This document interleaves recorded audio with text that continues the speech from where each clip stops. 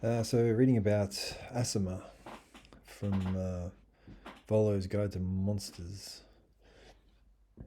Excuse me. I saw her, wreathed in the rings of pure light, in wings of pure light, her eyes blazing with the fury of the gods.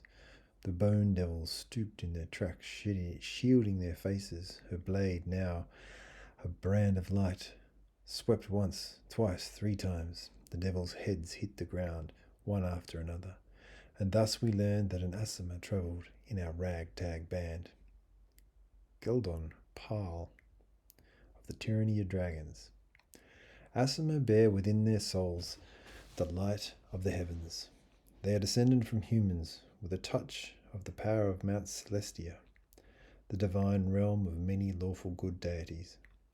Aasimar are born to serve as champions of the gods, their births hailed as blessed events. They are a people of otherworldly visages, with luminous features that reveal their celestial heritage. Celestial champions. Aasimar are placed in the world to serve as guardians of law and good.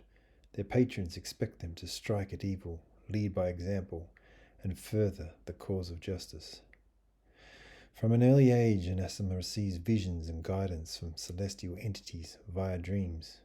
These dreams help shape an Aasimar, granting a sense of destiny and desire for righteousness. Each Aasimar can count a specific celestial agent of the gods as a guide. This entity is typically a deva, an angel who acts as a messenger to the mortal world. Hidden Wanderers.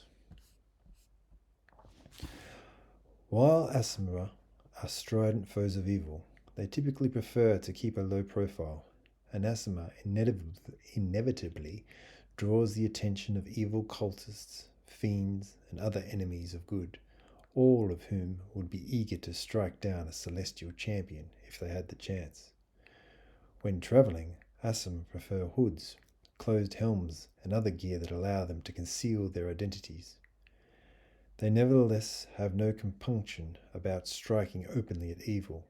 The secrecy they desire is never worth endangering the innocent. Aasimar guides. An Aasimar, except for one who has turned to evil, has a link to an angelic being. That being, usually a deva, provides guidance to the Aasimar. Though this connection functions only in dreams. As such, the guidance is not a direct command or a simple spoken word. Instead, the Aasimar receives visions, prophecies, and feelings. The angelic being is far from omniscient. Its guidance is based on its understanding of the tenets of law and good. It might have insight into combating especially powerful evils that it knows about. As part of fleshing out an Aasimar character, consider the nature of that character's angelic guide. The angelic guide table offers names and natures that you can use to flesh out your character's guide. Angelic guide table. 6 names here: Tadriel, Mylandra, Seraphina, Galadia, Michael, Valandris. And some natures, 6 of them: bookish and lecturing, compassionate and hopeful, practical and light-hearted, fierce and vengeful, stern and judgmental, kind and kind and parental. There's a little footnote here, well, not footnote, a side note. Note to the DM, playing an angelic guide. As DM, you take on the role of an Aasimar's angelic guide and decide what kind of advice or omens to send in dreams. The Deva, or other celestial being, is your chance to add special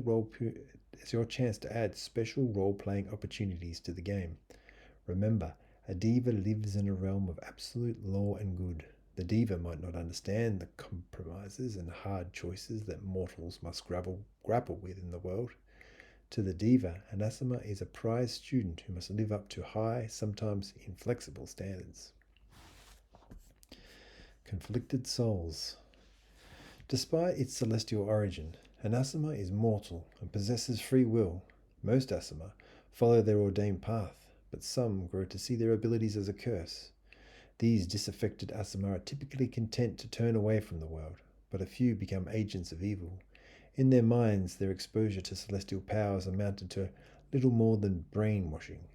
Evil Aasimar make deadly foes. The radiant power they once commanded becomes corrupted into a horrid, draining magic, and their angelic guides abandon them.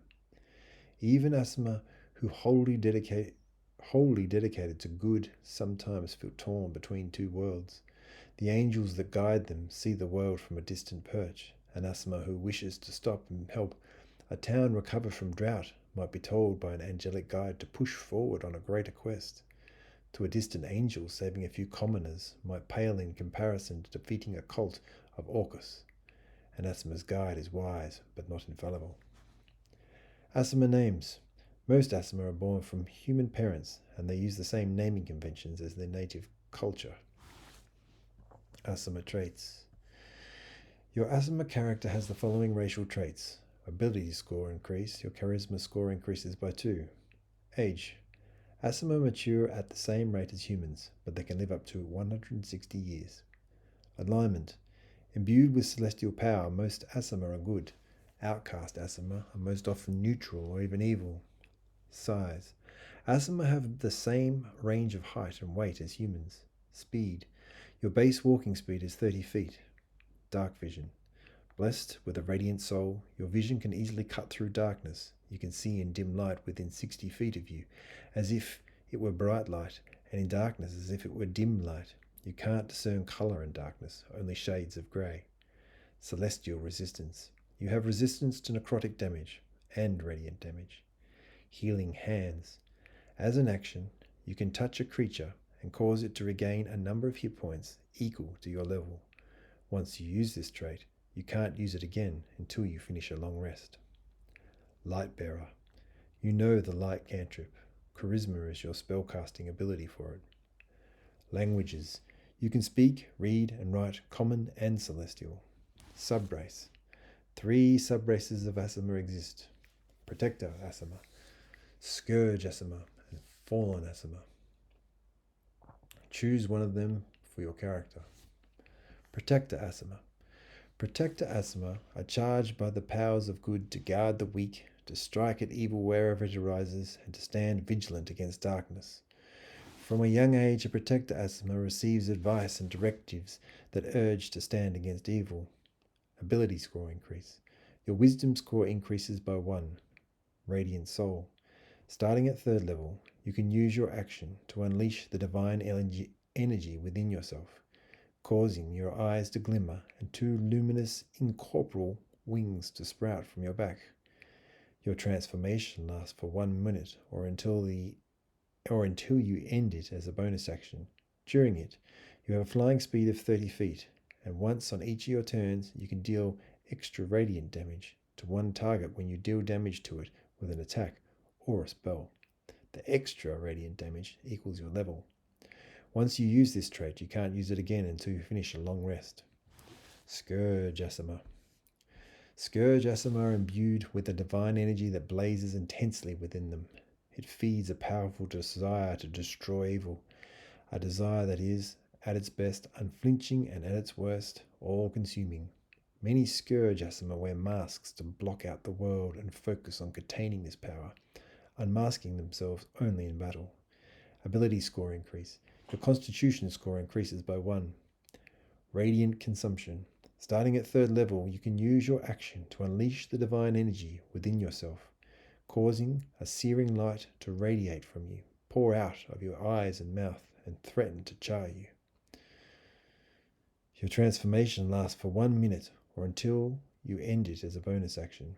During it, you shed bright light in a 10-foot radius and dim light in an additional 10 feet. At the end of each of your turns, you and creatures within 10 feet of you take radiant damage equal to half your level, rounded up. In addition, once on each of your turns, you can deal extra radiant damage to one target when you deal damage to it with an attack or a spell. The extra radiant damage equals your level. Once you use this trait, you can't use it again until you finish a long rest. Fallen Aasimar.